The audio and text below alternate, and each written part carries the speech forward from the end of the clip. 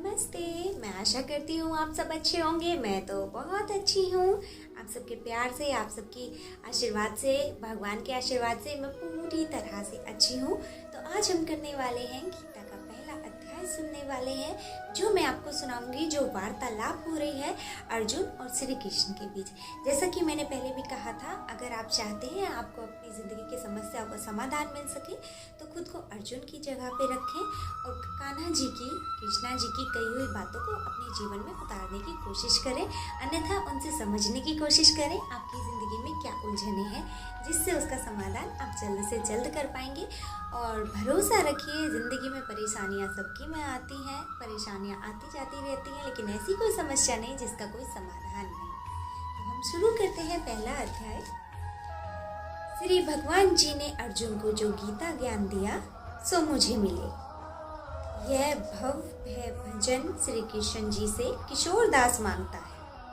हे प्रभु, गीता ज्ञान के उच्चारण करने से तुम्हारे भक्त पूर्ण ब्रह्म को पाते हैं। प्रभु, मैं आपकी शरण में पड़ा हूँ।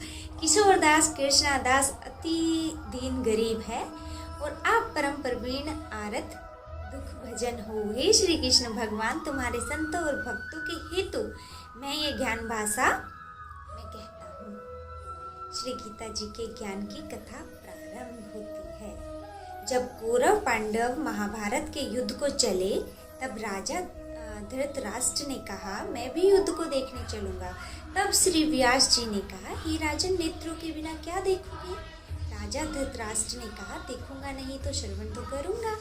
तब व्यास जी ने कहा, हे राजन, तुम्हारा सारथी संजय जो कुछ महाभारत के युद्ध की लीला कुरुक्षेत्र में होगी सो यहाँ बैठे सुनो।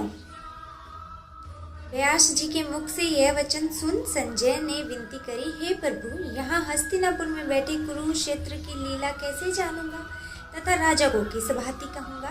तब व्यास जी ने संजय को यह वचन कहा, हे संजय, मेरी कृपा से तुझे यहाँ से सब दिखाई देगा। व्यास जी के इतना कहते ही संजय की दिव्य दृष्टि हो गई। अब आगे महाभारत का कौतुक कहते हैं, सो सुनो। 7 अश्वनी सेना पांडवों की और 11 अश्वनी सेना कौरवों की। यह दोनों सेनाएं कुरुक्षेत्र में जब एकत्र हुई, तब धृतराष्ट्र ने पूछा, हे संजय, धर्म के क्षेत्र कुरुक्षेत्र में युद्ध की इच्छा से एकत्र हुए मेरे और पांडवों के पुत्रों ने क्या किया?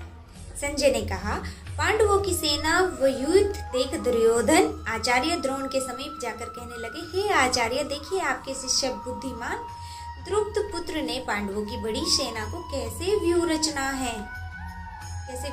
की है। इस सेना में अर्जुन, भीम जैसे बड़े बड़े धनुर्धारी वीर, विराट, महारथी द्रुपद, धृष्टकेतु, चेकितन, बलवान काशीराज, पुरोजित, कुंती भोज, नरों में श्रेष्ठ सेव्य, पराक्रमी, युद्धामन्यु, बलवान, उत्तमौजा, अभिमन्यु और द्रौपदी के पुत्र सबके सब महारथी हैं। हे ब्राह्मण श्रेष्ठ, आपके शरणार्थ अब मैं अपनी सेना के प्रधान सेनापतियों के नाम बताता हूँ। आप भीष्म, कर्ण, युद्ध विजयी कृपाचार्य, अश्वत्थामा, विकर्ण, सोमदत्त का पुत्र भूरिश्रवा और बहुत से सूरवीर मेरे लिए प्राण तक देने के लिए तैयार हैं। ये लोग शस्त्र चलाने में अति निपुण हैं। हमारी सेना, जिसके भीष्म रक्षक हैं, के पास अपरामृत बल है और उनकी सेना, जिसके भीम रक्षक हैं, थोड़ा बल है। अब आप सब अपने अपने मोर्चों पर सावधान रहकर सेनापति की रक्षा कीजिए। भीष्म पितामह ने दुर्योधन को प्रश्न करते हुए शंख बजाया। फिर वहां चारों ओर शंख, नगाड़े, ढोल, गोमुखादि बाजे बजने लगे, जिनका बड़ा भयंकर शब्द हुआ। जिसके अनंतर श्री कृष्ण और पांडव अर्जुन ने दिव्य शंखों को बजाया। श्री कृष्ण ने पांचजन्य और अर्जुन ने भी देवदत्त नामक शंख को, और भीषण क्रम करने वाले भीम ने पौंड्रिक नामक बड़े शंख को बजाया। कुंती पुत्र राजा युधिष्ठिर ने, अनंता विजय नकुल ने सौघूष और सहदेव ने माणी पुषक और धनुधर काशीराज, शिखंडी, धृष्टद्युम्न, विराट, अपाजित, सात्यकी, राजा द्रुपद और द्रौपदी के 5 पुत्र और महाभाव अभिमन्यु, इन सब वीरों ने अपने अपने शंखों को बजाया। उन शंखों के भारी शब्द से आकाश और पृथ्वी गूंज उठे और धृतराष्ट्र के पुत्रों का हृदय कांप उठे। हे राजन, अर्जुन ने कौरवों को युद्ध के लिए प्रस्तुत देखकर धनुष उठाकर श्री कृष्ण से कहा कि हे अच्युत्य, मेरा रथ दोनों सेनाओं के बीच में खड़ा कीजिए, जिसमें युद्ध करने वाले को देख लो कि इस रणभूमि में मुझे किन किन के साथ युद्ध करना चाहिए। दुर्बुद्धि दुर्योधन से प्रीति करने वाले जो युद्ध के लिए यहाँ एकत्रित हुए हैं उनको देखूंगा। संजय ने कहा, हे राजन, अर्जुन की बात सुनकर श्री कृष्ण ने भीम, द्रोण आदि वीरों के सामने उत्तम रथ को खड़ा करके कहा कि हे वीर, युद्ध के लिए उगत इन कौरवों को देख लो। अर्जुन ने चाचा, बाबा, गुरु, मामा, भाई, पुत्र, पौत्र, मित्र, ससुर और स्वजनों को शस्त्रों से सुसज्जित खड़े देखा और उसने इन दोनों सेनाओं में अपने ही सब बांधवों को देखकर परम दर्याद होते हुए यह वचन कहे, हे श्री कृष्ण, युद्ध की इच्छा से आए हुए इन अपने बंधुओं को देख मेरे अंग ढीले हो जाते हैं और मुख सूखा जा रहा है, मेरा शरीर बेकल हो रहा है, गांडीव हाथ से गिरा जाता है। हे केशव, मुझ में यहाँ खड़े रहने का सामर्थ्य नहीं है और सब लक्षण मैं उल्टे देख रहा हूँ और संग्राम में अपने स्वजनों का वध करके कोई लाभ नहीं होगा। हे श्री कृष्ण, मैं जीत, राज्य और सुख भी नहीं चाहता हूँ। हे प्रभु, हमको राज्य, भोग तथा जीवन से क्या काम है, क्योंकि जिनके लिए राज्य, भोग और सुख की इच्छा की जाती है वे सब इस युद्ध में प्राण और धन की इच्छा छोड़ मरने को तैयार हैं। और आचार्य, पिता, पुत्र, पितामह, माता, ससुर, पुत्र, साले और संबंधी ये सब मुझे मारे तो भी हे मधुसूदन, मैं इन्हें मारने की इच्छा नहीं करूँगा। हे जनार्दन, धृतराष्ट्र के पुत्रों को मारकर हमारा क्या भला होगा, इसलिए हमें अपने भाई धृतराष्ट्र के पुत्रों को मारना अनुचित है। हे माधव, स्वजनों को मारकर क्या हम सुखी हो सकते हैं? ये सब लोभ के वशीभूत हैं और कुल का नाश तथा मित्र द्रोह करने में पाप को नहीं देखते। कुल नाश के दोष को जानते हुए भी हमको इस पातक से क्यों नहीं दूर रहना चाहिए? कुल का नाश होने से कुल के प्राचीन धर्म नष्ट हो जाते हैं, फिर धर्म नाश होने से कुल में पाप बढ़ता है। हे कृष्ण, पाप से कुल की स्त्रियां व्यभिचारिणी होती हैं, जिससे वर्णशंकर संतान उत्पन्न होती है। वह वर्णशंकर जिन पुरुषों ने कुल को नष्ट किया है उनको तथा उस कुल को नरक में पहुंचाते हैं, क्योंकि श्राद्ध, तर्पण आदि बंद हो जाते हैं।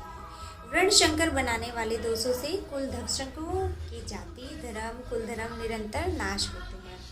हे जनार्दन, मैंने बराबर सुना है कि कुल धर्म नष्ट होने से निश्चय नरकवास करना होता है। हाय, हम बड़ा पातक करने को तैयार हैं, जो राज्य के लोभ से स्वजनों को मारने की कोशिश कर रहे हैं।